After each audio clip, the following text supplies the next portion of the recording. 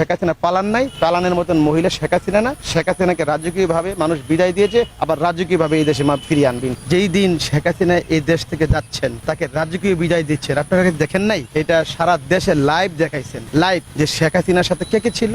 তিন বাহিনীর ঊর্ধ্বতন কর্তৃপক্ষের কর্মকর্তারা ছিলেন, ডিজিএফআই আরো অনেক কর্মকর্তারা ছিলেন। যে শেখ হাসিনার সুন্দরভাবে একটা সেনাবাহিনীর বিমানে তুলে দিচ্ছেন, এটা কে না দেখছেন? আচ্ছা, পলানো কাকে বলে? যেমন আপনারা এখন আমার ভিডিও করতেছেন, আপনারা ওইদিকে তাকাইলেন, আমি এদিকে আপনার ক্যামেরা নিয়ে চলে গেলাম, আপনার এদিকে ফিরে দেখতেছেন, আমি আর নাই। এটারে বলে পলানো। শেখ হাসিনা যে গেছে, এটা তামাম দেশ, তামাম বিশ্ববাসী দেখছেন যে শেখ হাসিনারে তিন বাহিনীর ঊর্ধ্বতন কর্মকর্তারা কত সুন্দর সয় সম্মানে রাজকীয় ভাবে তাকে সেনাবাহিনীর একটা বিমানে তুলে দিচ্ছেন। শেখ হাসিনা তিনি জানতেন না যে তিনি দেশ ছেড়ে চলে যেতে হবে। তিনি যদি জানতেন, আমার বিশ্বাস তিনি ওইখানেই থাকতেন। বঙ্গকন্যা তিনি মরতে হইলে এই দেশেই মরতেন। তিনি জানতেন যে তাকে এই ঢাকা থেকে তার পিতার দেশ টঙ্গিপাড়ায় নিয়ে দেওয়া হচ্ছে। তিনি পরবর্তীতে বুঝতে পারছেন যে আসলে তাকে টঙ্গিপাড়ায় না নিয়ে তাকে ইন্ডিয়ায় নেওয়া হয়েছে। সুতরাং শেখ হাসিনা পালান নাই, পালানের মতন মহিলা শেখ হাসিনা না। শেখ হাসিনাকে রাজকীয়ভাবে মানুষ বিদায় দিয়েছে, আবার রাজকীয়ভাবে এই দেশে ফিরিয়ে আনবে ইনশাল্লাহ, এটা আমার বিশ্বাস।